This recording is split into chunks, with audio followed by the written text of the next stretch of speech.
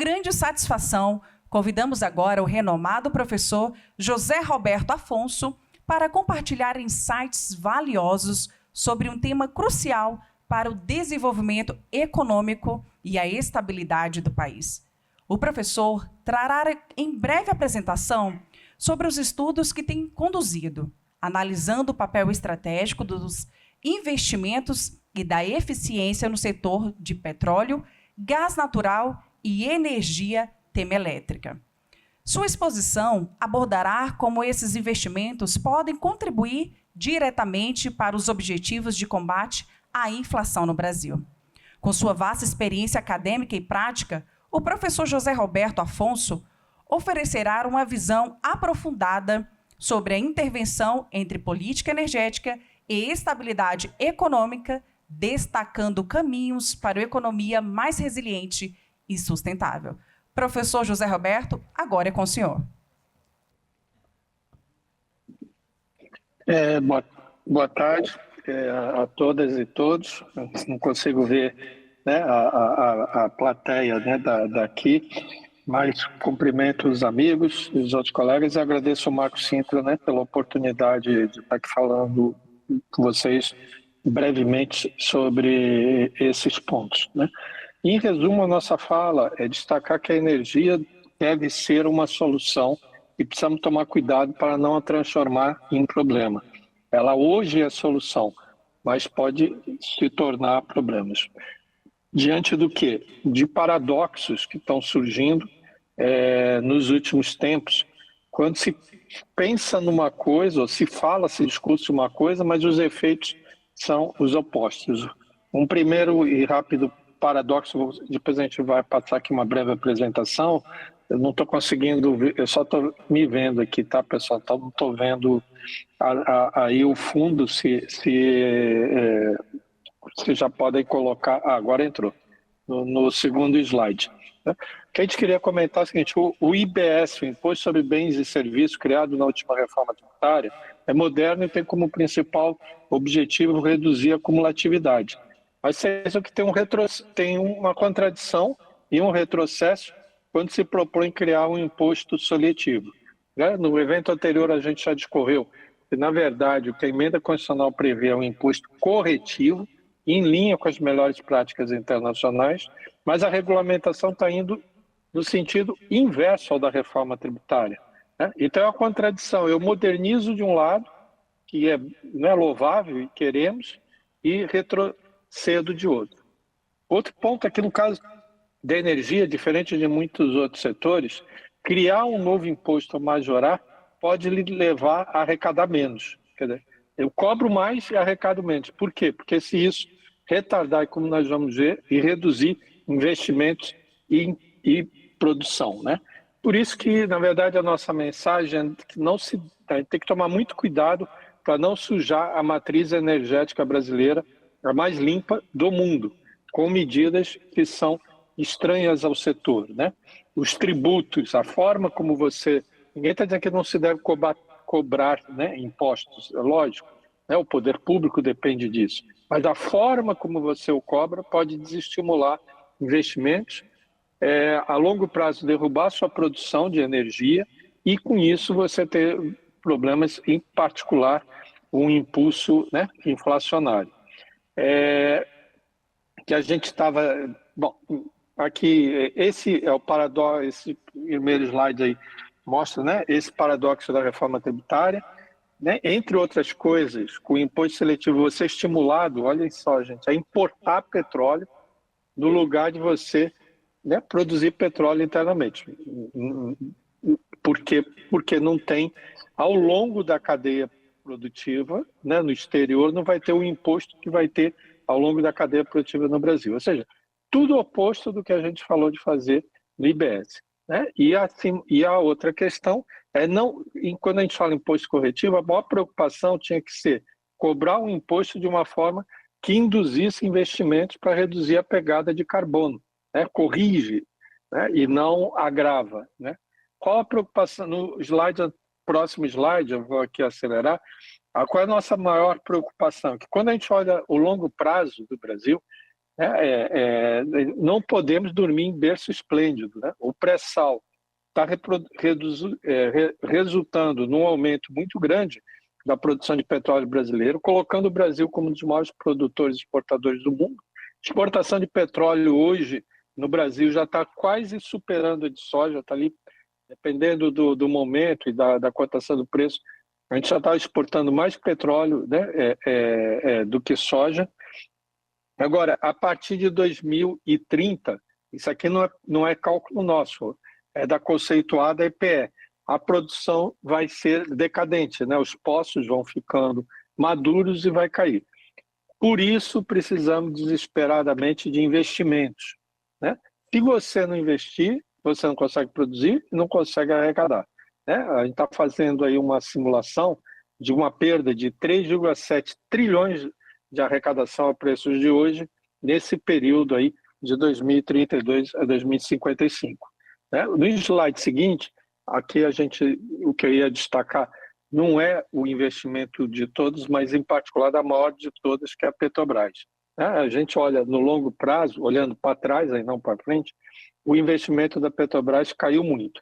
Só tem um detalhe importante, ao contrário de vários outros segmentos, no caso de petróleo, o que você investe hoje, você vai gerar em produção, regra geral, em 8 anos. Né? Então, aquela produção que a gente viu no gráfico anterior, subindo em pico, representa o que a gente teve lá atrás de aumento de produção, de investimento da Petrobras. O investimento da Petrobras caiu, hoje é 11%, né, da formação bruta de capital fixo no Brasil, e precisava ser muito mais dela e das demais empresas, né, privadas.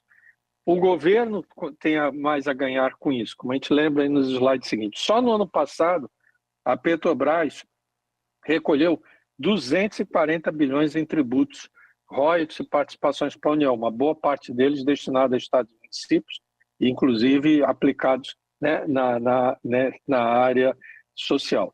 Então, por aí a gente vê como este setor ele consegue conciliar ser um bom arrecadador.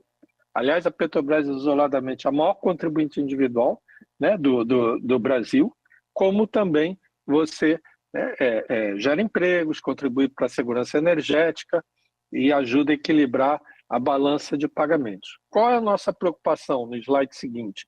É que medidas tributárias, medidas estão sendo tomadas no Congresso, juntando, aliás, nós estamos assim no ciclo perfeito. Tem a regulamentação da reforma tributária, tem a regulamentação do mercado de crédito de carbono e ainda está tramitando projetos como o do Renova Bio. O ideal era que isso tudo combinasse entre si, se falasse e resultasse em estímulos para você aumentar o investimento.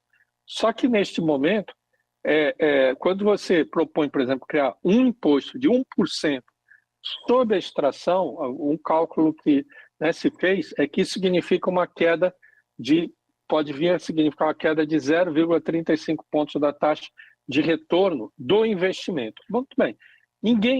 Investir é um tiro no escuro, aliás, o Keynes dizia, né, o espírito animal, porque nem o melhor modelo de inteligência artificial do mundo garante que no futuro você vai vender tanto quanto você previa agora, pelo preço que você previa agora, e, portanto, vai ter o lucro que tinha agora. Então, a incerteza já é natural do capitalismo. Agora, você acrescenta insegurança, e a insegurança é você chegar e dizer assim, olha, no meio do caminho vou cobrar um imposto novo de 1% sobre o que você extrai. Isso, né, como o preço do petróleo é dado internacionalmente, ou seja, eu não consigo repassar no caso do petróleo, em particular combustíveis, e energia é outro caso que a gente já vai falar em seguida. Não vou repassar para frente, o que eu tenho é o desestímulo. Quer dizer, se eu acho que eu vou pagar mais imposto, vou ganhar menos, eu vou investir menos, e no final vou arrecadar menos. Né? No slide seguinte, qual a outra maior preocupação nossa?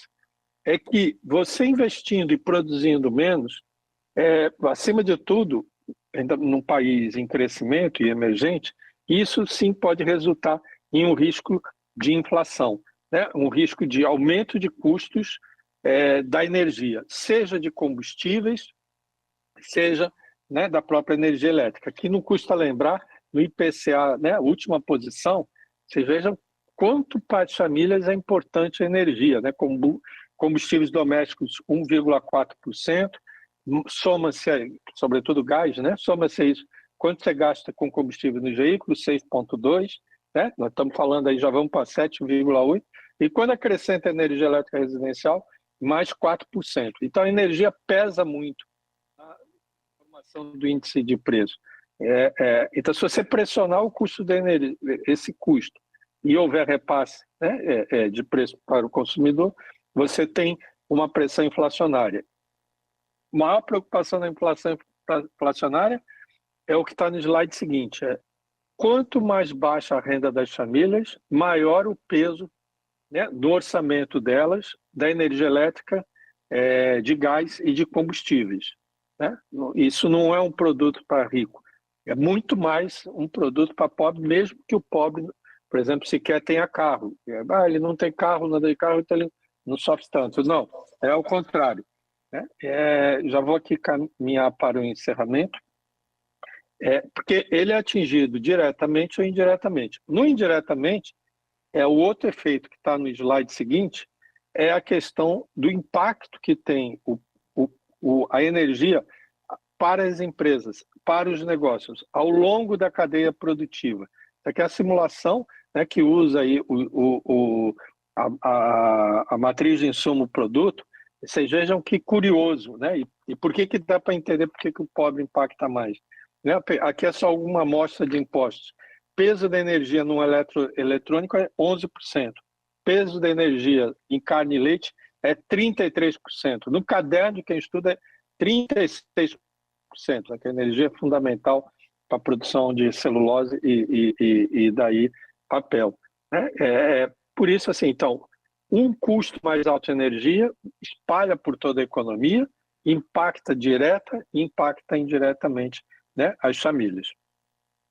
Eu perdi a imagem, espero que vocês estejam me observando, me vendo aí, não estou imaginando o palco, mas no slide seguinte, já queria caminhar para dizer o seguinte, vamos escapar, né, dessa armadilha, desse paradoxo de querer, né, ter mais imposto para arrecadar menos, de sujar a matriz que é limpa e investir, e estimular investimentos, não só para aumentar, mas sobretudo para fazermos uma redução, né, a descarbonização da economia brasileira, como do resto do mundo que nós precisamos fazer.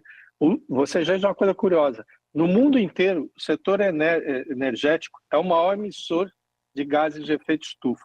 No Brasil, como temos uma matriz mais limpa do que o resto do mundo, apenas 18% dessas emissões, o setor só responde por 18% das emissões, né? Os problemas maiores estão em outros lados e, sobretudo, né, no campo da terra.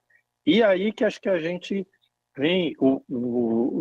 Aliás, vocês podem passar, né, o próximo slide, eu já comentei. Bom, espero que estejam me vendo. Eu estou vendo aqui que, pelo menos para mim, está congelado no slide anterior. Né? Aqui as diferenças da matriz elétrica brasileira à direita, a emissão de gases, né, por setor à esquerda, e daí a gente vê a importância, né, de você manter e ainda investir para limpar ainda mais a matriz energética brasileira e ajudar nos outros setores. E aí eu queria caminhar aqui no slide seguinte, por último, para defender que o setor de energia pode contribuir muito para essa economia de baixo carbono, aumentando os investimentos, inclusive em produção de petróleo. Pode parecer uma contradição, não é, até porque a emissão que resulta de petróleo no Brasil é muito inferior à do Reino Unido, 3 vezes menor do que a do Canadá. Só que, além disso, investindo mais, você produzindo mais, explorando né, novas alternativas, você poderia, não só, mas sobretudo destinar essa parte dessa receita, muito desse funding, para o desenvolvimento de soluções, né, pró-desenvolvimento sustentável.